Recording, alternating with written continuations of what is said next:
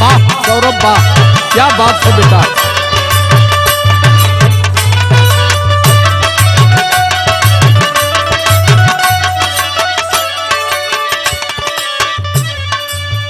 अरे मेरे भारत के 85 मूल निवासी मेरे साथियों, ये गीत नहीं है, एक रिपोर्ट और संदेश है आपके लिए। और गीत से पहले कह करके हमारे परमपिता गए थे और उन्होंने नारियों को सम्मान, भारत को संविधान, पिछले मूल निवासियों को स्वाभिमान का जीवन समर्पित करते हुए एक कहे थे, जिस पर अब तक आप लोगों ने न गौर किया न पहल किया। मैं भूख रहा हूं, मेरी बात को जानवर समझ करके आप सुन रहे हो, लेकिन मेरी बात को जेहन में उतार करके सार्थक नहीं करोगे तो जितने भी भारत के पिछड़े समाज के राजनैतिक और पॉलिटिकल पार्टी हैं, जीवन में कभी सत्ता अब हासिल होने वाली नहीं है। क्योंकि 2012 में ही मैंने घोषणा किया था कि अगर इन्हें नहीं रोका गया तो निश्चित रूप से आने वाली समय पिछड़े समाज SC ST OBC के लिए बहुत ही भयावह होगी। आज बहुत बड़ा एक रोग आपके सामने खड़ा है, जिस रोग के प्रति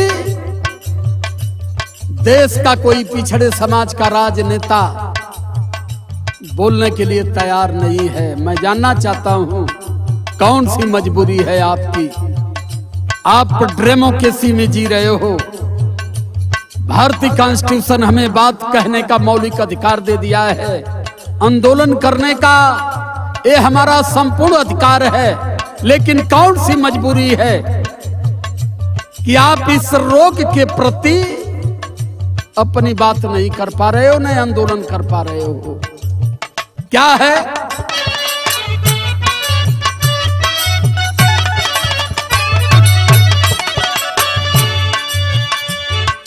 जबले ना ये भी हम हटई बा,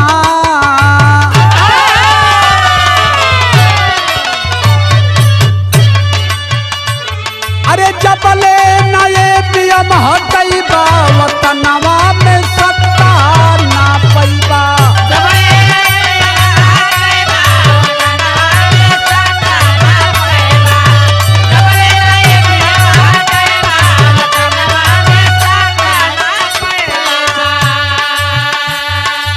कितना हूँ भीड़ बटोर लो अपने मंच पर, लेकिन सत्ता नसीब होने वाली नहीं है। क्यों? वोट मशीन में पड़ेगा। पिछड़े मूल निवासी वोट देंगे साइकिल को, जाएगा कमल पर। वोट देंगे हाथी पर, जाएगा कमल पर। वोट देंगे किसी भी दल को, लेकिन उसे मिलने वाला नहीं है, जाएगा वो कमल पर। 8 अक्टूबर 2013 को सुप्रीम कोर्ट ने इसे मान लिया कि कोई एविडेंशियल नहीं है कि जिस बटन पर वोट डाला जाता है वो वोट उस व्यक्ति को मिलता है। इसे जानना होगा आप लोगों को, अन्यथा चुनाव लड़ना ही बंद कर दीजिए। अरे याद करा बाबा भीम जी का लड़ाई, अरे हक मतदान के दिहल दियाई।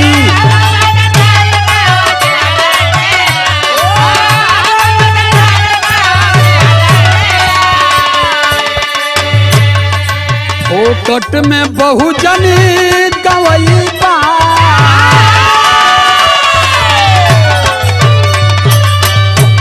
अरे फोकट में बहुजन गवई बा, हो वतनवा में सत्ता ना पैबा।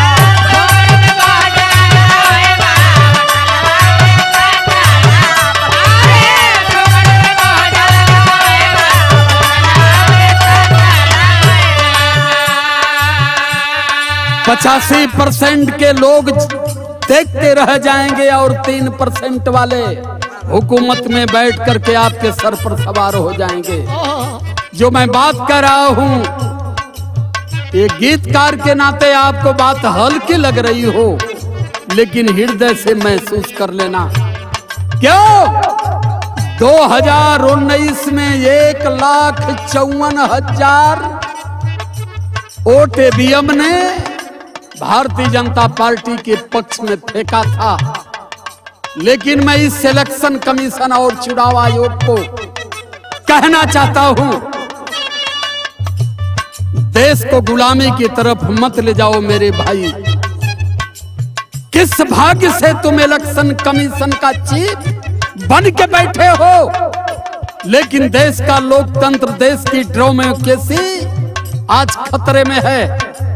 तुम वहां बैठ के पैसा कमा रहे हो, कमा लो पैसा, लेकिन अगर बात नहीं चेत पाए तो 2024 के बाद जब तुम इलेक्शन कमीशन चीफ से हटाए जाओगे, तब तुम्हारे समझ में आएगी कि मैं क्या किया हूं।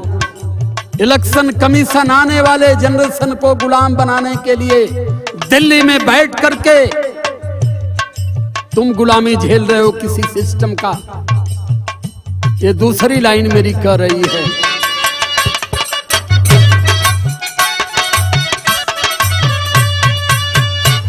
अरे घायल लोकतंत्र करे करुणा का कुंदन, मनोवादी पार्टी में हुआ गठबंधन।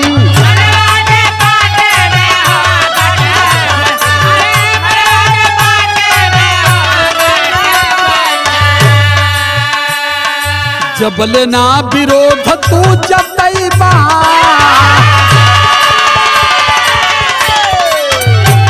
अरे जबले ना विरोध तू जतैबा, वतनवा में सत्ता ना पैबा।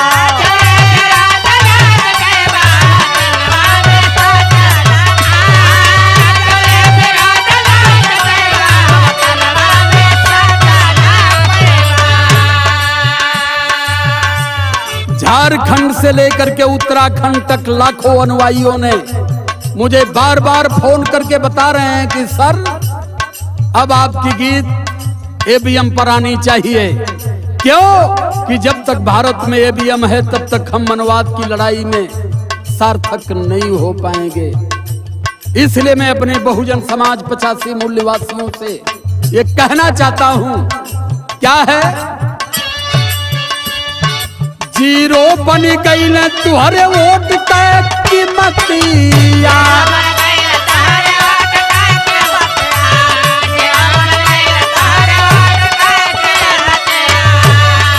ईवीएम मसलिया का देखा करमतिया।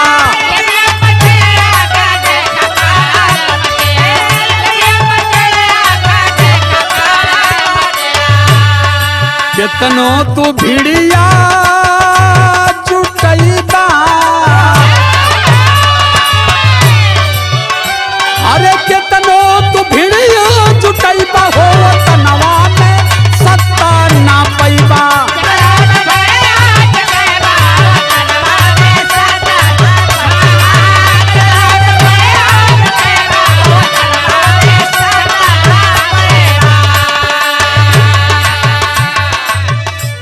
भीड़ आपके साथ होगी, लेकिन वोट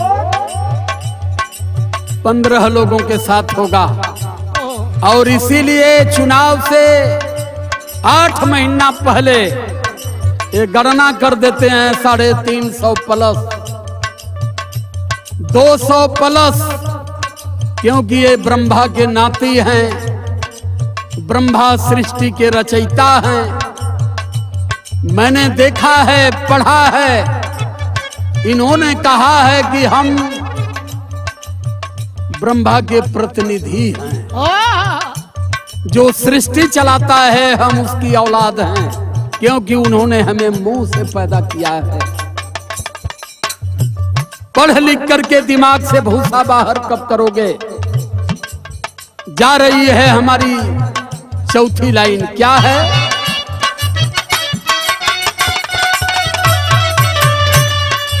15 ही राज कर रोई 85।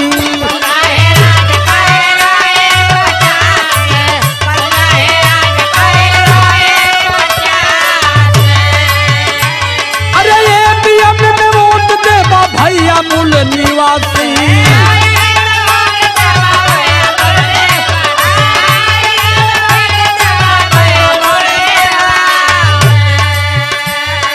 बार बार धोखा तू खइबा।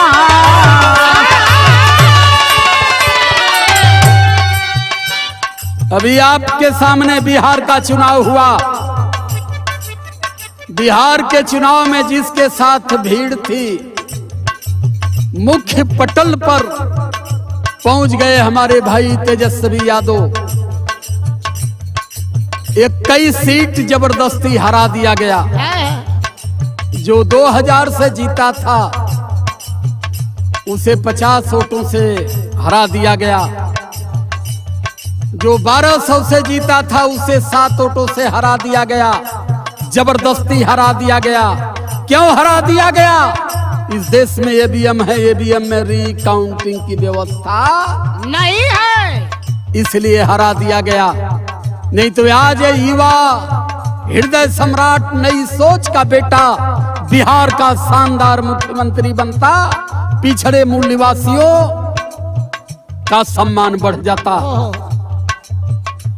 तो चुनाव लड़ने से पहले ये हिदायत है मेरा अनुभव कह रहा है कि आप आंदोलन करो कि इस देश में इलेक्शन कमीशन तत्काल ABM को हटाकर बैलेट पेपर से वोट कराए।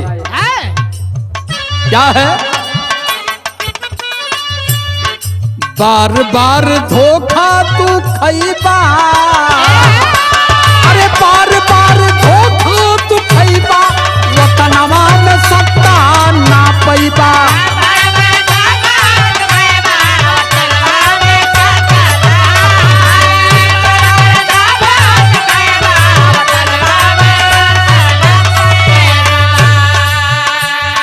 फ्रांस और जापानी अमेरिका के लोगवा,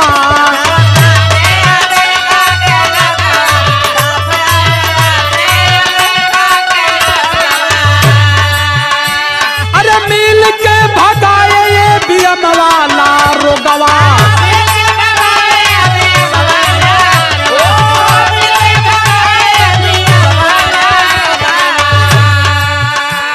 ऐ मेरे दाढ़ी वाले PM, देश का भारत का चौकीदार कहने वाले जो बार बार कह रहे हो कि हम तो फकीर हैं, झोला लेकर के निकल जाएंगे, बताओ हमें, जहां ABM मशीन बनी वहां ABM से वोट होता है कि नहीं होता है? अगर वहां ABM से वोट नहीं होता है तो भारत में ABM से वोट कराने का मतलब क्या है? इसका जवाब देना होगा।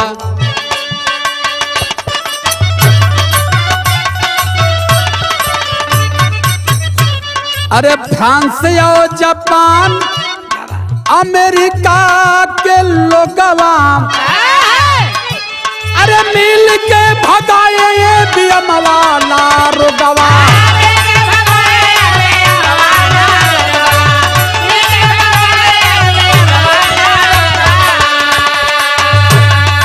जबले ना तू हई भगईबा, अरे जबले ना तू हई भगईबा हो, तनवा में सत्ता ना पैबा।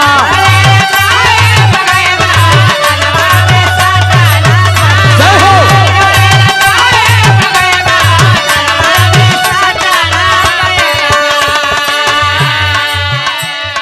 कहते हैं हमारे सौरभ सम्राट, हमारे छोटू बाबू, हमारे सुबच्चन बौद्ध, हमारे संतोष कुमार बौद्ध, गोलू बाबू और हमारे दुर्विजय बाबू, जितनी हमारे संगत करता है, जितना भी भ्रमण ये लोग कर रहे हैं, ये बच्चे जहां जहां जा रहे हैं सारे तरफ से यही रिपोर्ट आ रही है। ऐ समाजवादी पार्टी और बहुजन समाज पार्टी के लोगों, जुटा लो भीड़, बना लो, लेकिन मेरी बात अगर दिल में नहीं उतार पाए तो आने वाली समय आप दोनों लोगों के लिए बहुत ही भयावह है। बाबा चाहे जितनी गांव में न्योता हाकारी कर लो, लेकिन आने वाली समय क्या कर रही है।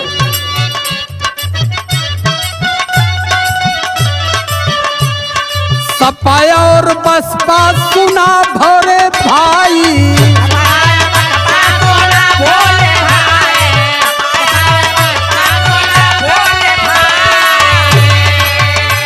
अरे ये भी हम हटावे का करा तू लड़ाई।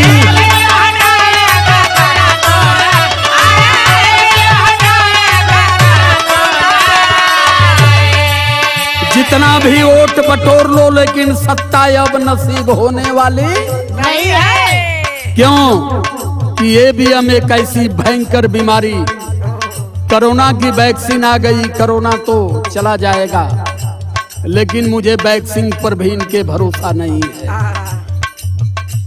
क्योंकि इस देश में ऐसी ऐसी बीमारियां आई, एक साल बीमारी से देश जूझता रहा, उसके बाद वैज्ञानिकों ने वैक्सीन बनाया। आदरणीय हमारे माननीय मुख्यमंत्री श्री अखिलेश यादव कहे कि मैं वैक्सीन लगवाऊंगा, तब लगवाऊंगा कि जब मेरी गवर्नमेंट होगी। इस बात को उन्होंने क्यों कहा? क्योंकि आपके वैक्सीन पर हमें भरोसा नहीं है। मैं कह रहा हूं, बिरहा संघ का राष्ट्रीय प्रेसिडेंट हूं, मैं कह रहा हूं कि आपके वैक्सीन पर मुझे भरोसा नहीं है।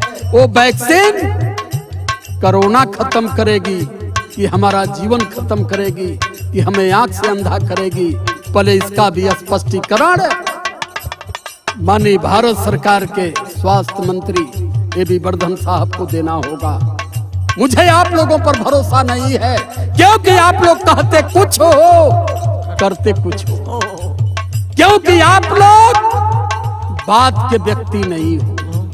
जीभ पर कुछ और है, दिमाग में कुछ और है, जेहन में कुछ और है। इसलिए तेरे वैक्सीन पर हमें भी भरोसा नहीं है।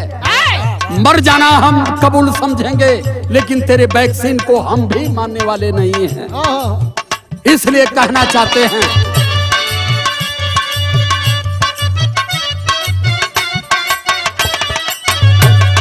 सपाया और बसपा सुना मोरे भाई,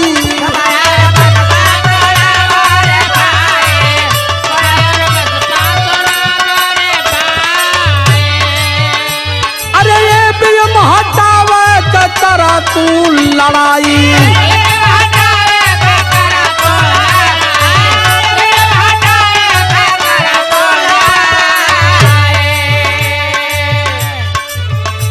सपा और बसपा के